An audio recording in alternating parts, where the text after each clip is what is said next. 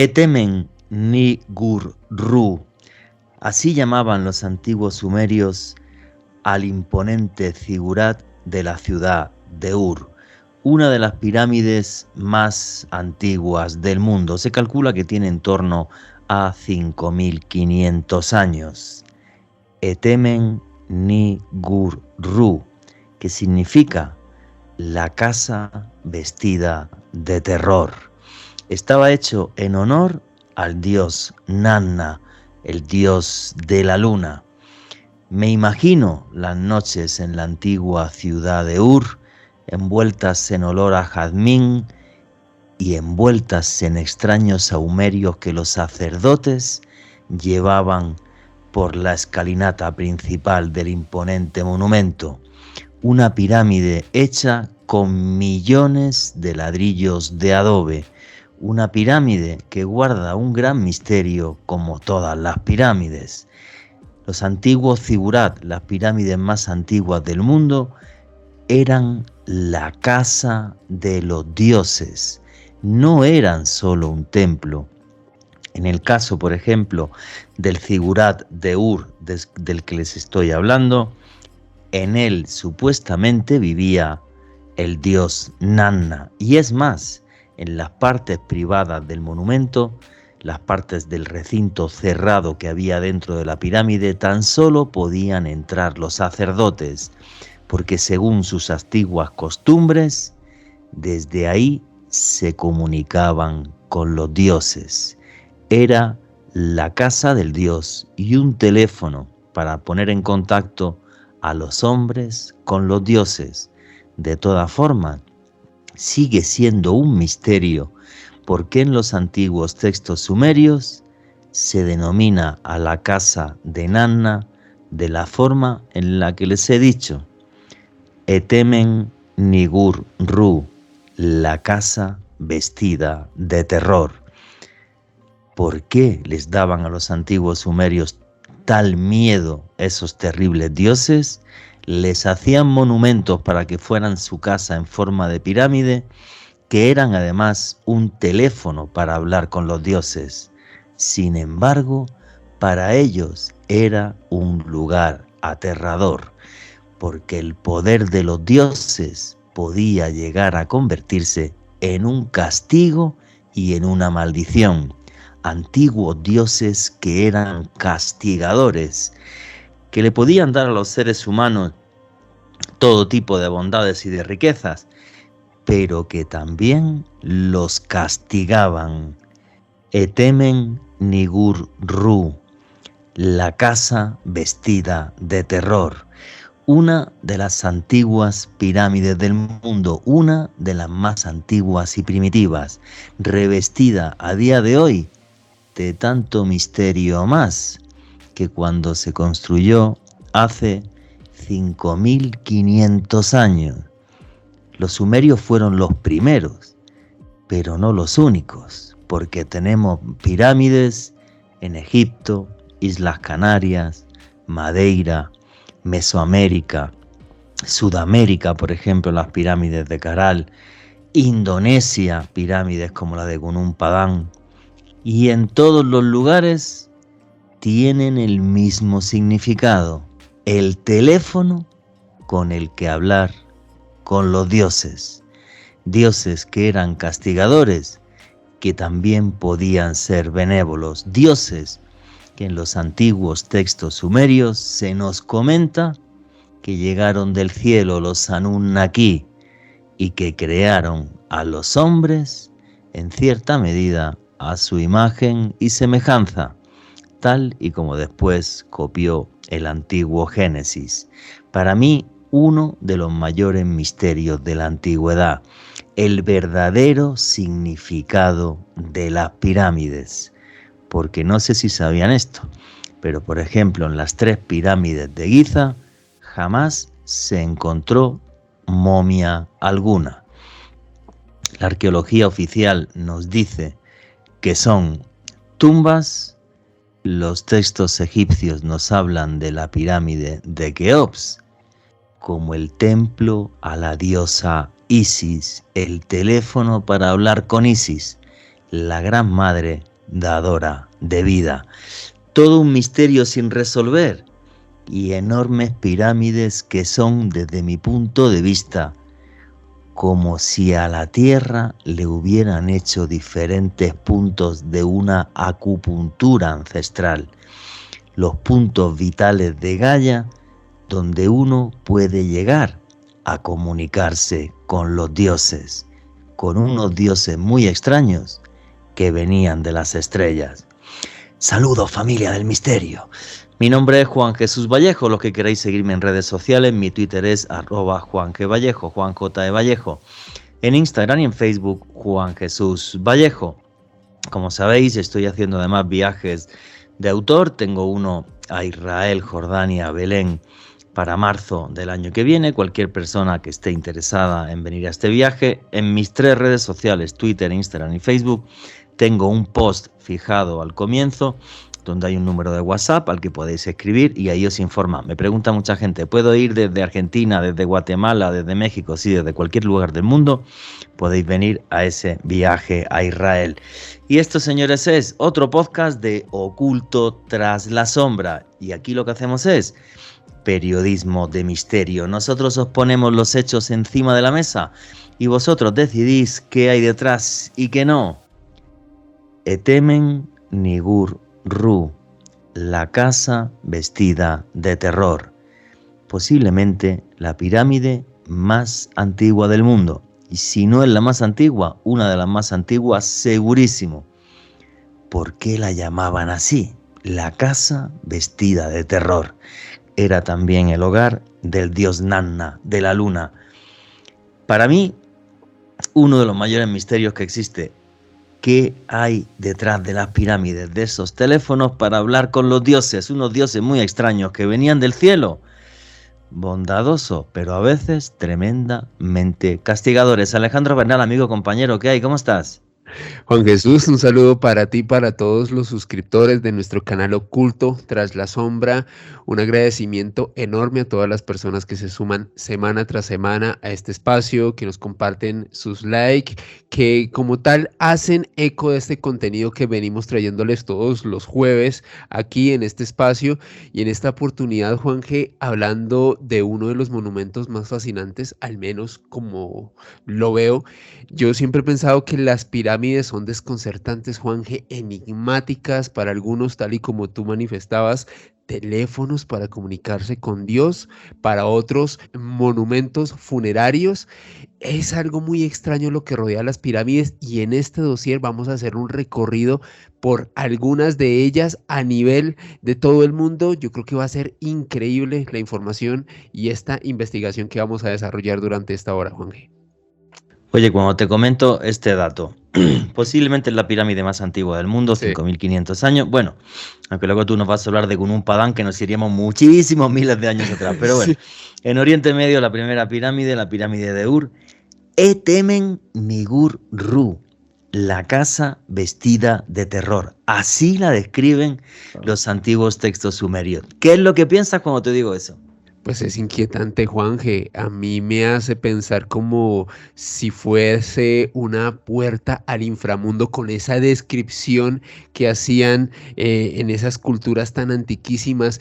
Hay que tener en cuenta que estos monumentos de Ur, de una de las primeras culturas, al menos de acuerdo a la ciencia, que han sido investigadas por parte de historiadores y antropólogos, yo creería, Juanje, que estaría muy relacionada quizás con un rito funerario, posiblemente con una forma de observar el otro mundo, nuestro paso de esta vida a la otra, al menos yo lo vería así, pero esa descripción y ese título, sin embargo, me parece bastante inquietante, Juan.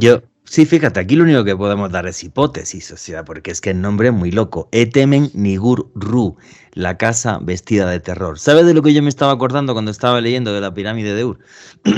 De la película Stargate. Sí. Me estaba acordando de la película Stargate. Las pirámides en las que aparecían los dioses y a veces venían de buen rollo y a veces venían con una mala baba que lo flipa. Y es lo que pensaba, porque en principio el dios Nanna no es un dios castigador. Exactamente. ¿Vale? Es la luna. ¿vale? Y es la luna por la noche con todo su aspecto poético y bucólico, eso sí, en este caso Nanna es un dios que es varón, ¿vale? No es Sí, la sí. luna, sería el luna, ¿no? Nanna, el dios de la luna. Pero es que es muy loco el nombre, tío. O sea, me parece una auténtica locura. La casa vestida de terror. O sea, muy buen rollito con los dioses y la luna y todo lo bucólico, pero me da un miedo que lo flipas. ¿Vale? Solamente los sacerdotes podían entrar a la parte Claro. privada del templo, la que estaba en la torre, o sea, para que la gente lo entienda, ¿no? Los figurat suelen tener 7 escalones, es una pirámide escalonada que tiene 7 escalones, y una escalera principal gigantesca, enorme, en el caso del figurat de Ur, que llega hasta arriba y arriba como una especie de pequeño templo. Entonces las ceremonias y los rituales se hacían de abajo, abajo en la pirámide, porque solamente los sacerdotes podían comunicarse con los dioses. Solamente los sacerdotes que tenían el secreto de comunicarse con los dioses entraban con las ofrendas y demás a la parte de arriba, pero eran unos dioses, bueno, pues tremendamente castigadores. Vamos a hablar de pirámides en diferentes lugares del mundo, pero cuando hablamos de las pirámides de los figurat, obvio tenemos que hablar de los famosísimos reptilianos, porque estos Anunnaki, que son los primeros en la historia que ordenan a los hombres a hacer pirámides para comunicarse con ellos, con estos dioses, bueno, pues son muy particulares, porque estos, digamos que fueron capaces de utilizar a los hombres como esclavos, que además nos crean ellos y nos modifican genéticamente. No lo digo yo, lo dice un texto que se llama Anuma Elish, que está en el Museo Británico, estaba en la biblioteca de Nínive, en el actual Irak. Bien, y estos textos nos hablan de que llegan estos Anunnaki, que crean al primer hombre, el Adamo. Esto lo hemos contado muchas veces, y este hombre no es muy inteligente y luego crean una segunda versión mucho mejor y más refinada, que es el Adapa. Adamo significa como el que la tierra, como el que de la tierra es. Entonces, crean el Adapa, que seríamos nosotros, ¿no? Son unos dioses creadores, a la vez que unos dioses tremendamente crueles, ¿no? Yo creo que luego el monoteísmo simplificó mucho todo esto y hizo que Dios fuera bondad y creó otros seres aparte, que eran los demonios, que eran los malos. Ojo, que los demonios también son seres sobrenaturales, ¿vale? Y son seres que existen antes que los hombres. Entonces el monoteísmo lo simplificó. En cambio, en las antiguas religiones no se veía así. Y esos dioses siempre tenían una dualidad. Podían ser buenos, benévolos y hacernos cosas para que nuestra vida fuera mucho más fácil, darnos tecnología, hacer que lloviera, que las cosechas fueran prósperas, pero también nos podían castigar, podían esclavizarnos y jugar con nosotros como si fuéramos marionetas. Repito, no es que lo diga yo, lo dice este texto que está en el Museo Británico, que se llama Enuma Elish, o el texto de la creación. Y para hablar con estos dioses, pirámides, cuando menos inquietante, ¿no, Alejandro? Totalmente, Juanje, y es que estamos hablando de una de las historias relacionadas con el origen de nuestra especie más desconcertantes, la posibilidad de que estos Anunnaki, seres venidos de otro mundo, hubiesen aterrizado en este. Ellos tenían un aspecto reptil y en algún punto modificaron nuestros genes, nos convirtieron de un mono estúpido, tal y como en algunas oportunidades lo ha descrito Juanje, en un esclavo servil lo suficientemente útil para poder extraer oro, al menos así lo determinaba el Enuma Elish, algunas de las interpretaciones que se han hecho. Sí, eso es Zacarías Allá. Sitchin. Eso es Zacarías Sitchin, que Exact- él sí sabía traducir sumerio, pero bueno, como el texto no está completo, ¿vale? Exactamente. Las partes que faltan, digamos que él ahí elucubró, no sé hasta qué punto bien, mal o regular, pero bueno, esto es muy polémico, pero hay también que contarlo y decírselo a la gente para que saque sus propias conclusiones. Ojo, Pero Zacarías Sitchin no le puso este nombre a la pirámide, ¿eh? Etemen Nigur-Ru, la Sí, casa sí. vestida de terror. Vale, eso está en los textos sumerios de la ciudad de Ur. O sea que todo muy loco, ¿no? Una de las posibilidades más inquietantes, Juanje, es que en efecto ese templo que era utilizado en este caso por una élite de sacerdotes, este Sigurat de Ur, quizás tenía ese nombre porque se pudo utilizar para realizar sacrificios y quizás ese título aludía a eso, a esa serie de sacrificios que se hacían ahí. Ahora, no hay algún vestigio que nos especifique, que nos demuestre que esa teoría sea válida. Y en la línea de lo que estaba comentando antes, Juanje, pues esos Anunnaki, esos reptilianos que vinieron y nos crearon, nos utilizan como mano de obra, de acuerdo a Sitchin y otros intérpretes, para extraer oro, porque venían de un planeta que necesitaba este material para hacerle frente a una debacle climática. Así que es muy inquietante. Lo cierto es que todos estos monumentos, estas pirámides, estos zigurat, se repiten en los 5 continentes. ¿Por qué siempre tienen esa forma? ¿Qué interpretación tenían los pueblos antiquísimos? ¿O había una cultura primigenia que extendió esta gran cantidad de monumentos en todo el mundo? Esos son algunos de los interrogantes más inquietantes sobre esto, Juanje. Pues fíjate, Alejandro, yo lo que creo sinceramente es que estas pirámides sí son un teléfono para hablar con los dioses. Se construyeron para eso, ¿vale? Para ser un teléfono con el que pudiéramos hablar con los dioses. Y esto es una cosa que me parece tremendamente inquietante. Es curioso que estos dioses, además de tener rasgos de reptil, aunque tenían forma antropomorfa, tenían la cabeza dolicocéfala, o sea, deformada hacia arriba. Y es curioso que también en la misma zona, el actual Irak, aparezcan las deformaciones craneanas más antiguas del mundo en la cueva de Shanidar hace 50.000 años. Y es curioso cómo las listas de reyes babilónicos nos hablan de que los Anunnaki gobernaron y que a lo mejor cada uno de ellos vivía 2.000 o 3.000 años, ¿vale? Es extrañísimo cómo aparecen en las listas de los reyes, como aparecen también los famosos Ensuor. Y para mí lo que nos dejaron de todo esto son efectivamente las pirámides, un teléfono que desde mi punto de vista a día de hoy no sabemos utilizar, pero que ellos sí sabían utilizarlo. No sé, me parece una historia fascinante, ¿no? Cómo llegan estos seres y lo primero es pirámides, y ahora vamos a empezar a analizar pirámides en el resto de lugares del mundo y veremos que el significado siempre es el mismo, un teléfono para hablar con los dioses. Cosa aparte y distinta, además, por su espectacularidad, son las pirámides de la meseta de Giza en Egipto, de las que luego os vamos a hablar. Pero como he mencionado el tema de la pirámide de Gunung Padang en Indonesia, Alejandro Bernal, que es todo un experto en Gunung Padang, que nos cuente qué es lo que pasa con esta pirámide que está envuelta en polémica, pero toda la que quieras y más.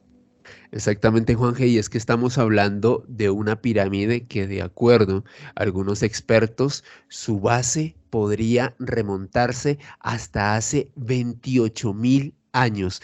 Esto trastocaría, sin lugar a dudas, los libros de historia, nos obliga a reescribirlos. Esta pirámide de Gunung Padam queda ubicada en el sitio arqueológico del pueblo de Krayamukti, a 120 kilómetros del sur de Yakarta, la capital de Indonesia.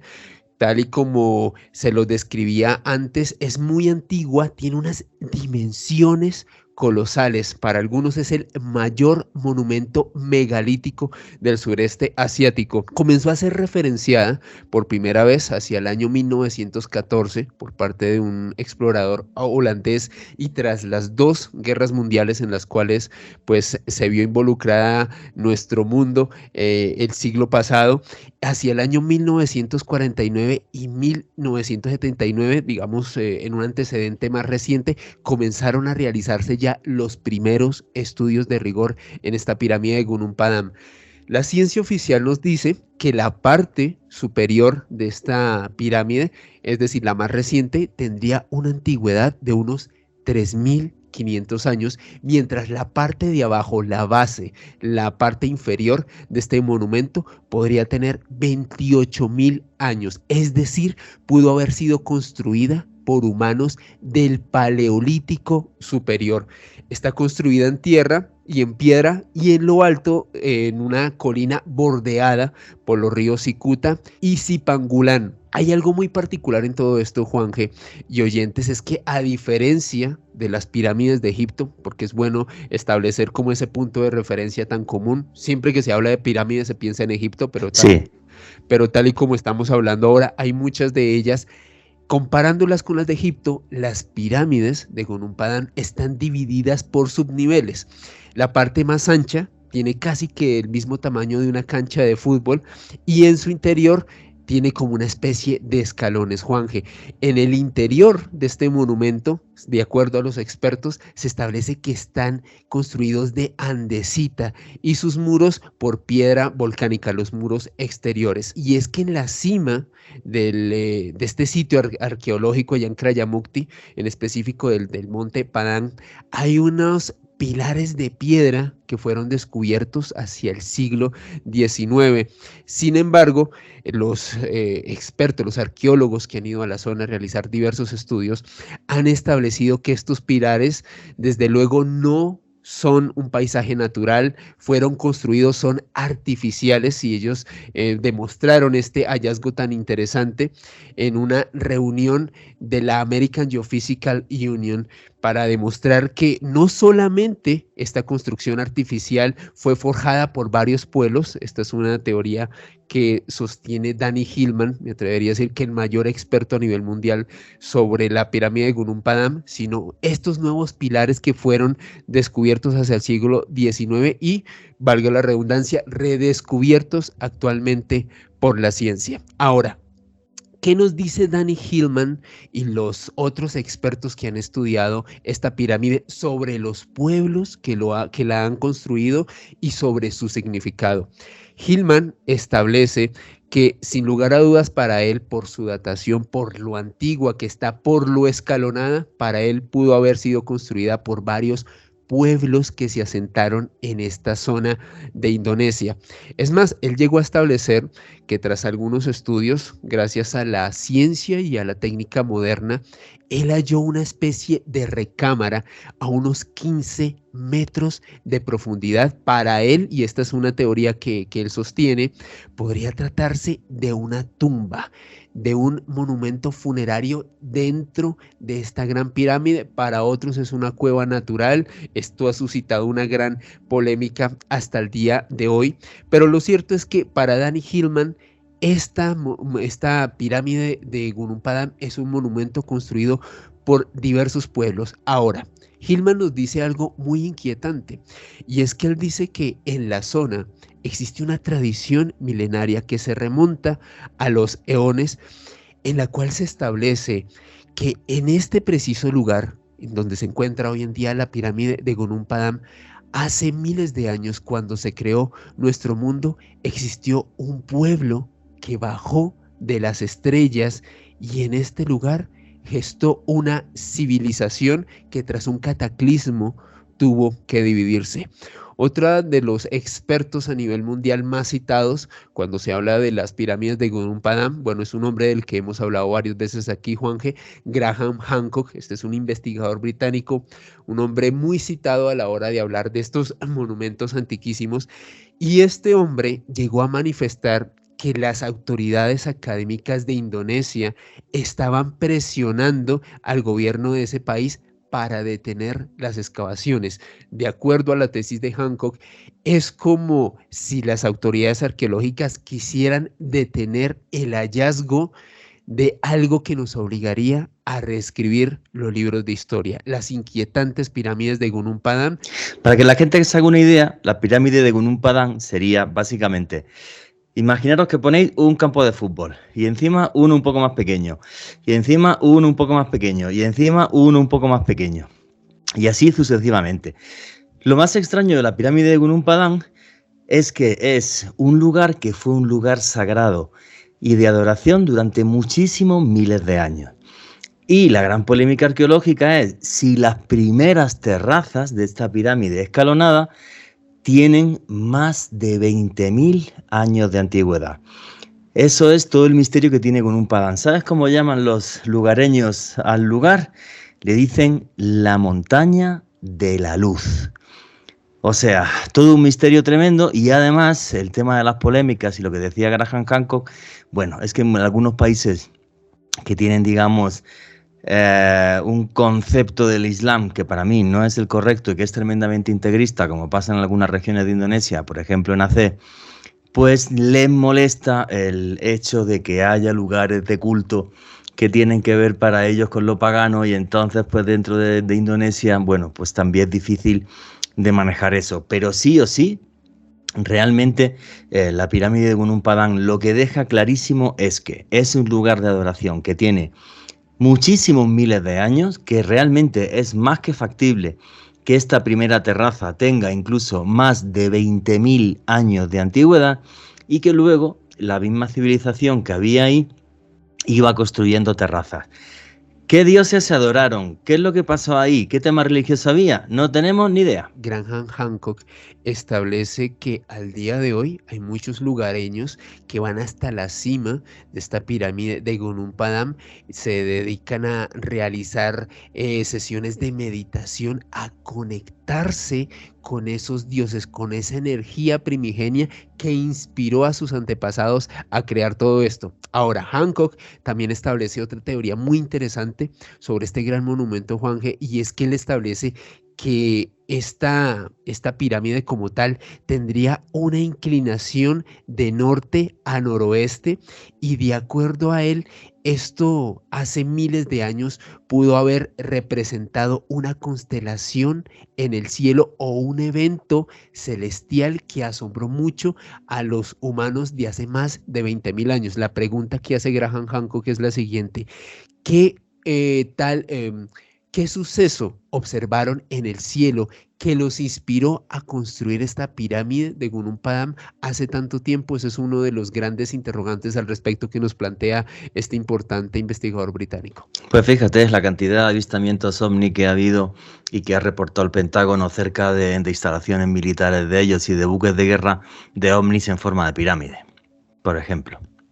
O sea que lo que es increíble es que en todos los lugares las pirámides signifiquen lo mismo: el teléfono que tenían los hombres para hablar con los dioses. Un gran misterio desde mi punto de vista, la pirámide de Gunung Padang. Y además está todo por investigar, pero si no siguen las excavaciones y demás, si hay polémica, pues posiblemente la pirámide de Gunung Padang esté envuelta en misterio otros miles de años más antes de que realmente sepamos para qué se utilizó y además a qué extraños dioses se les daba culto allá.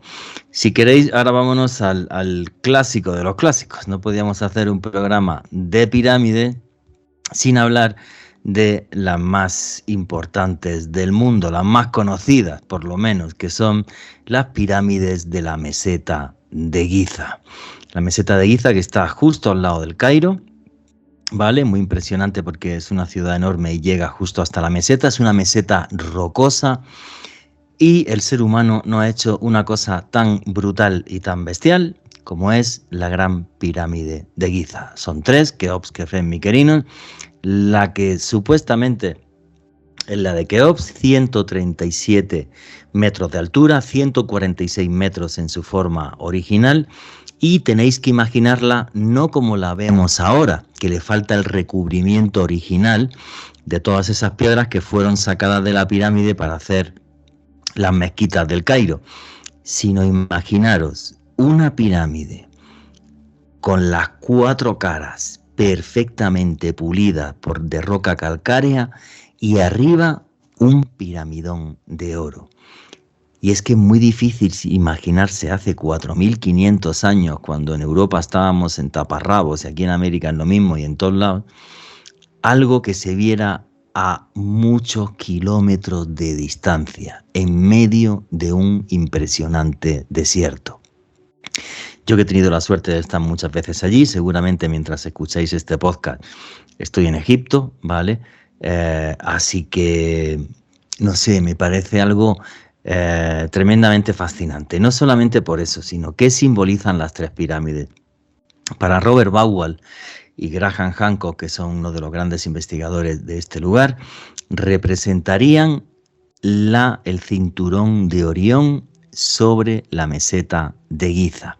Las tres estrellas del cinturón de Orión, que para los antiguos egipcios era ni más ni menos que el Duat, la puerta al más allá en el que viven los antiguos dioses. A la cabeza de ellos el dios Osiris. Bien, hay que pensar, no sabemos por qué, la gran pirámide por dentro, la estructura que tiene. Yo he tenido la suerte de poder estar en todas las cámaras con una autorización del gobierno egipcio, ya no dejan. Pues yo pude entrar junto con el equipo de rodaje a la cámara del caos, que es la que está abajo. O sea, voy a intentar describir a la gente cómo es visitar la meseta de la Gran Pirámide en Giza. Tú llegas a la Gran Pirámide, subes unas escaleritas y entras por un agujero, ¿vale? Que es un agujero artificial que hizo Al-Mamun hace más de 1000 años, el sultán turco que fue allí para saquear todos los tesoros de la Gran Pirámide de Giza. Y eso está hecho a golpe de martillo. Entonces, tú entras por este pasadizo y cuando entras por el pasadizo, a tu izquierda hay un pozo que tiene un candado. Si levantan ese pozo, pues empiezas a bajar por la pirámide hasta que llegas a un lugar que está excavado en la misma meseta. O sea, la pirámide se puso encima de una meseta que es pura roca y excavado en la roca hay una cámara que llaman la cámara del caos, porque para algunos es una cámara inconclusa. Realmente no está claro si es una cámara inconclusa, para qué se hizo, no tenemos absolutamente ni idea. Bien, subes otra vez hasta el túnel que hizo Al-Mamun y entonces a tu derecha tienes unas escaleras y empiezas a subir hasta que llegas a un lugar que es la Gran Galería. Es un pasillo gigantesco, pero antes de subir a ese pasillo tienes igual otra puerta que también está con candado, que es lo que los arqueólogos llaman la cámara de la reina. Le podían haber puesto la cámara de mi prima, porque allí no se encontró ni ninguna reina ni absolutamente nada de nada. Además, a los faraones no se les enterraba con la esposa. Entonces, bueno, pues es una cámara que es pequeñita. Tú entras y a mano derecha y a mano izquierda tiene como, bueno, pues como una especie, llámalo como de altar o algo así. No sabemos para qué, ni para qué se hizo, ni nada. Y luego dos agujeros, uno a la derecha y otro a la izquierda, en medio de la cámara, que por ahí un señor que se llama Rudolf Ganterbeck metió un robot que se llamaba Wauput. Wauput es el dios que abre los caminos en el Antiguo Egipto. Y desde ahí, por esos canales que se decía que eran de ventilación, como si al muerto hiciera falta que lo ventilaran, una cosa absurda, bueno, pues llegas hasta una puerta que se descubrió con unos pomos de bronce. Se hizo un agujerito, detrás apareció como una argamasa. O sea, no tenemos ni idea de qué hay exactamente ahí, ni por qué son esos agujeros. Señalan constelaciones, también señalan a Orión, uno de ellos, pero no tenemos ni idea de para qué ni qué función tenían esos agujeros. Bien, si sales de la Cámara de la Reina, subes por la Gran Galería. Cuando termina la Gran Galería, te toca agacharte porque hay un pasadizo, pero muy, muy estrechito, ¿vale? No tendrá más de 1 metro. Te toca agacharte y ahí es donde llegas a la supuesta cámara del faraón, que le podían haber puesto la cámara de mi abuela, pues no tenemos ni idea, ni había faraón ni nada. Cuando llegó Al-Mamun, él no encontró absolutamente nada, ni siquiera restos de vasijas, nada, absolutamente nada. Llegó hasta ahí, te metes en esta cámara y toda entera es de granito rosa. De granito rosa que está traído desde Asuán, desde unos 1100 kilómetros de distancia. Esas piedras además no son como las del resto de la pirámide, que son más pequeñas. Las piedras de la pirámide están en torno a los 3-5 toneladas, ¿vale? Aquellas no. Las piedras que hay en la cámara del faraón son gigantescas, pueden pesar cientos de toneladas. Son súper enormes, la acústica que tienen muy especial, y eso es lo que tú puedes ver de la gran pirámide de Keops, y así es por dentro. Mi teoría, mi hipótesis, no la puedo demostrar, es que la pirámide nos está marcando cómo era el antiguo universo para los egipcios, el inframundo, el mundo en que vivimos y el mundo de los dioses. Y un teléfono, una forma de conectarte con los antiguos dioses, esos famosos Sensuor, los hijos de Horus, que también les decían los resplandecientes, porque cuando volaban emitían luz. Qué curioso, igual que los ovnis. Para el año 2018, la Universidad de San Petersburgo, encabezada por el profesor Andrei Elufkin, organizaron una serie de estudios para establecer que quizás la Gran Pirámide de Giza fue utilizada en el antiguo Egipto como un condensador electromagnético.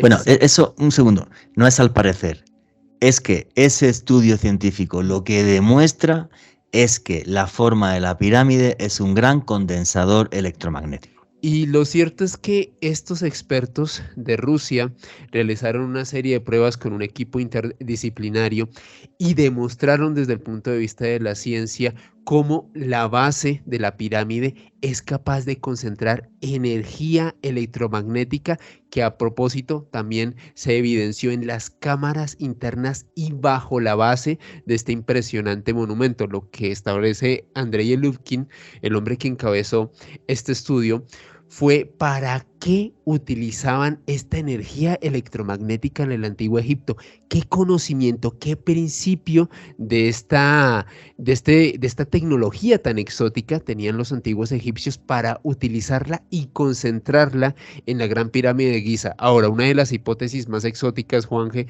también la estableció Joseph P. Farrell. Bueno, esto sí es hipótesis, esto no está demostrado científicamente, pero este hombre estableció a comienzos de este siglo que la pirámide de Giza para él era una gran arma que se podía sincronizar con otros grandes monumentos y utilizarse como una especie de energía de plasma para atacar a otros pueblos. Sí, eso fue una hipótesis desde mi punto de vista un poco loca, vale, pero bueno, es otra hipótesis, eso no está claro para nada. Lo que sí es cierto es que ese estudio científico que tú has mencionado nos demostró que la pirámide es un gran condensador electromagnético. ¿Para qué leche querían los egipcios un condensador electromagnético? Porque realmente esto sí no es casual. Y otra vez me acuerdo de la película Stargate, ¿vale? Como si fueran capaces de abrir una puerta a otra dimensión en la que se podían comunicar con los dioses. Ojo, la Gran Pirámide tiene muchos más misterios. Por ejemplo, el tema de las cámaras sin descubrir dentro de la Gran Pirámide. Sabemos seguro que hay 2 cámaras más, gracias a un esfuerzo que hubo científico que se llamó Scan Pyramid, y ahí, utilizando los neutrinos, ¿vale? Partículas que vienen desde el Sol, se pudo escanear la pirámide por dentro por primera vez en la historia. Esto fue hace pocos años, y queda claro que hay una cámara enorme, pero enorme, encima de la Gran Galería, y hay otra cámara más pequeña cerca de uno de los lados de la Gran Pirámide. ¿Qué hay en el interior de esas cámaras? No tenemos ni idea. Yo en mi libro Enigmas del Antiguo Egipto, hace muchos años, porque la pirámide tiene otra cosa que es muy curiosa.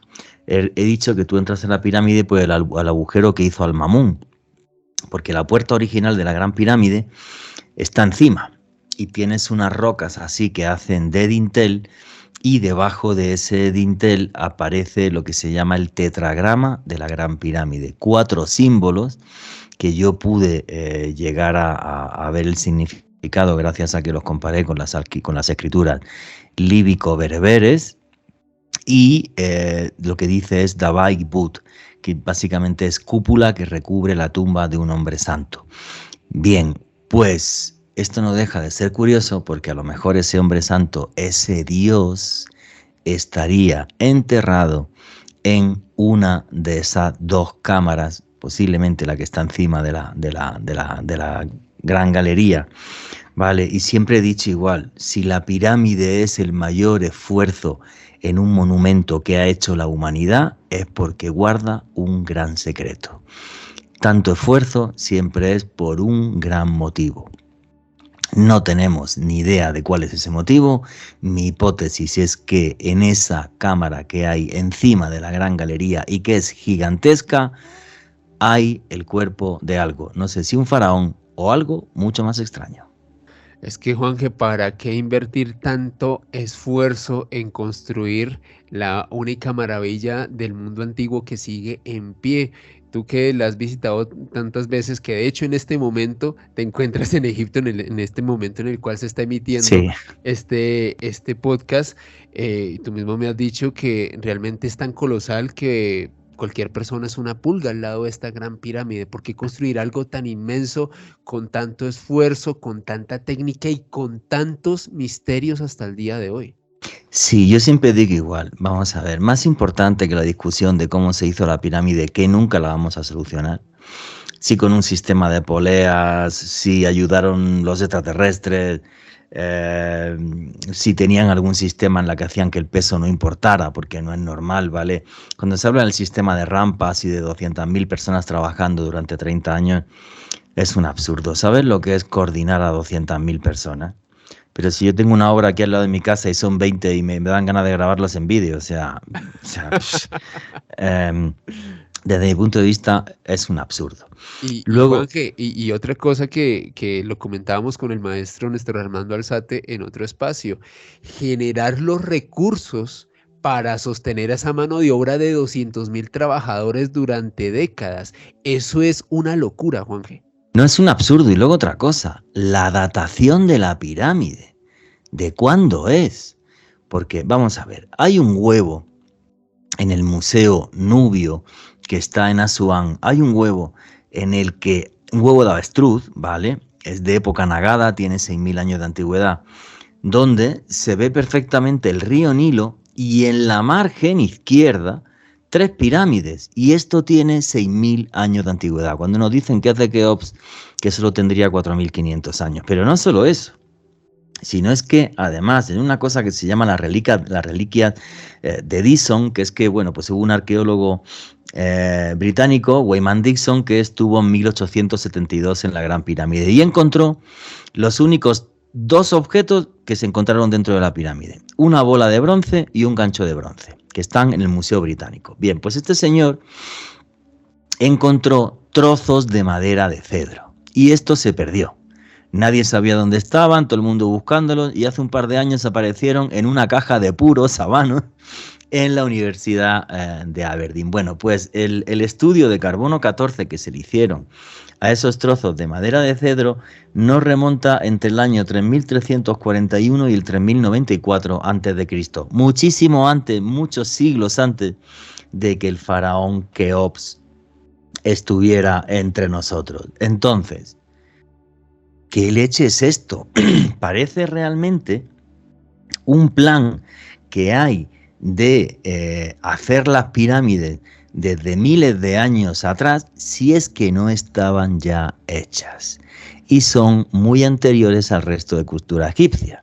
Porque cuando venga la gente conmigo a Egipto, el año que viene haré otro viaje en octubre, y vayamos hasta la tumba de Mereruca y otros lugares que hay en Sácara, vais a ver cómo se ve una pirámide egipcia. Son 4 pedruscos allí caídos y ya, nada. Nada de cero patatero. O sea, esto es una bestialidad. Son las pirámides muy anteriores a la creación del imperio egipcio hace 5.150 años con el primer faraón Narmer. Bueno, pues estas pruebas de carbono 14 lo demostrarían, porque, repito, 3.341 antes de Cristo. O sea, las pruebas de carbono 14 no se pueden alterar. Entonces, chicos, para mí esto es realmente un misterio sorprendente. El gran desafío de la historia, Juanje. Al día de hoy no ha habido ni científicos ni antropólogos que se pongan de acuerdo, no solamente en la construcción, sino en lo que representaban estas grandes pirámides de Egipto, esos grandes misterios, esta posibilidad latente por parte de la ciencia de ser un condensador electromagnético. ¿Para qué utilizarían esa energía? Más allá de comunicarse con los dioses, se necesitaba energía electromagnética. en un pasado muy remoto? Si es así, ¿para qué tipo de portentos? Sin lugar a dudas, las pirámides de Egipto, Juanje, uno de los grandes enigmas de la historia, que a propósito pueden apreciar nuestros suscriptores en tu compañía el próximo año también en el país de los faraones. Muchas gracias, amigo, y a ver si te vienes un viaje de esos, tío. A ver si te apunta. En fin, bueno, y yo creo que si nos metemos en pirámides, a día de hoy, el gran misterio de las pirámides y donde falta más por investigar es en China. Porque mucha gente no sabe que en China hay pirámides y están recubiertas de misterio, todo el que quieran y más. Pero Juanje, no solamente una o dos pirámides, de acuerdo a los expertos, podría haber hasta 90 pirámides en el nordeste de China. ¿Cómo se llegó a este inquietante hallazgo en el país de los dragones? Lo que nos dice la historia es que en el año 1912, un comerciante norteamericano, Fred Meyer Schroeder, observó las siluetas de un grupo de triángulos mientras este hombre peregrinaba junto a monjes budistas en la provincia de Shanxi. Cuando este hombre observó esto tan inquietante, él de inmediato se percató que no se trataba de una formación natural, sino de algo artificial.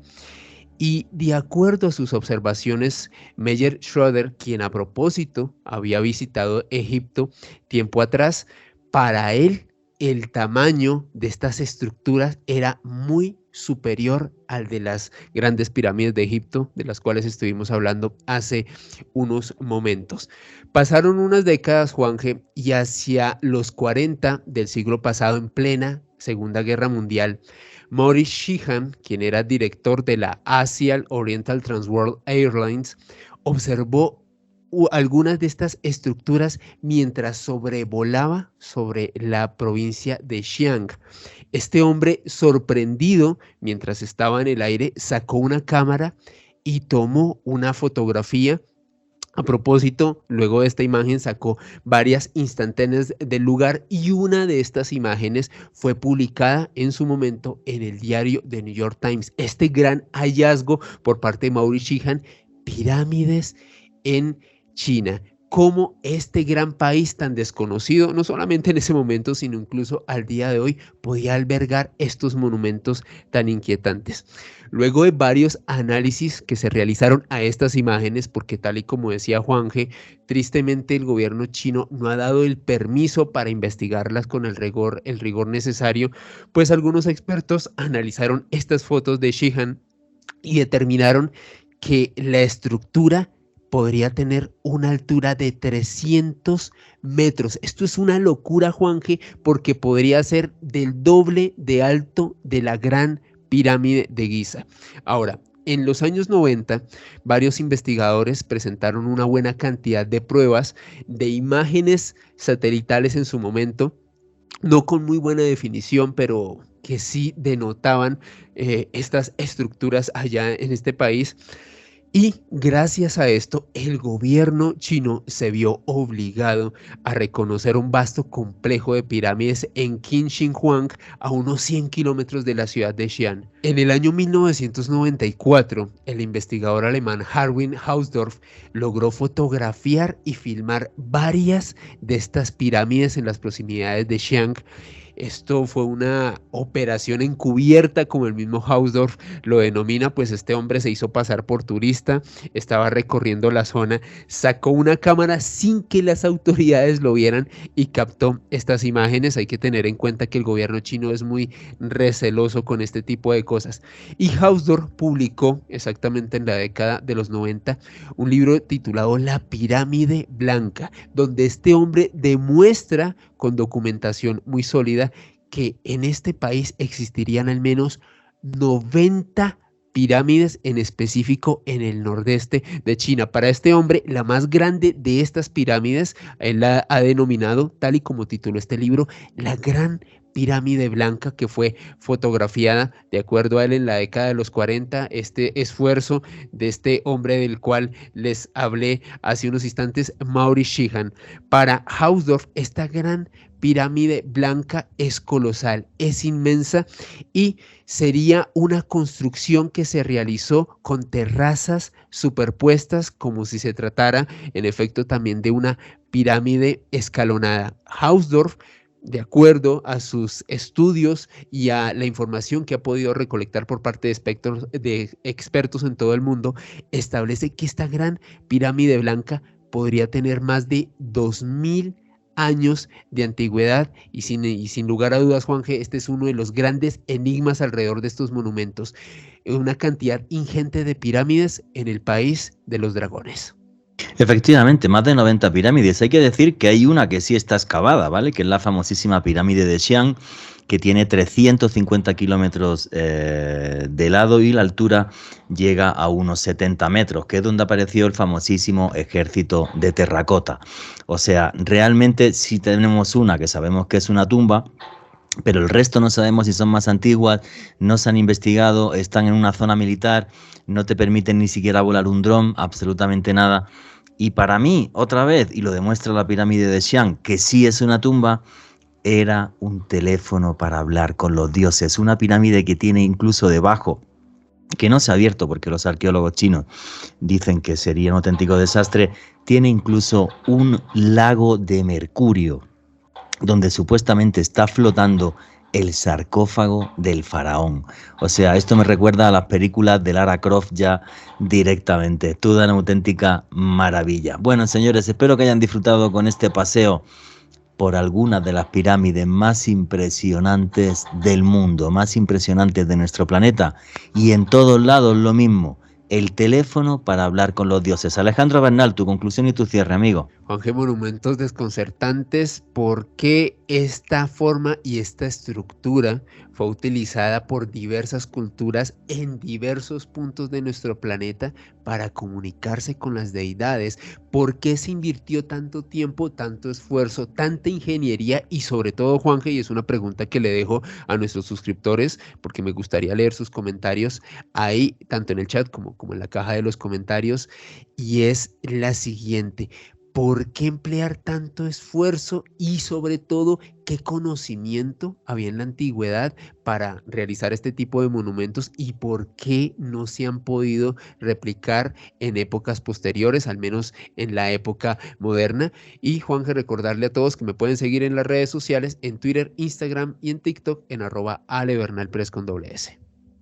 Pues mis conclusiones es que no sé qué antiguos y extraños dioses nos visitaron en la antigüedad, que nos dejaron como legado un teléfono que a día de hoy no sabemos manejar, las pirámides, un teléfono para hablar con los dioses, muchas revestidas de luz, otras de luces y sombras, como es el caso de la que probablemente sea la más antigua del mundo, Etemen Nigurru, la casa vestida de terror, la pirámide de Ur.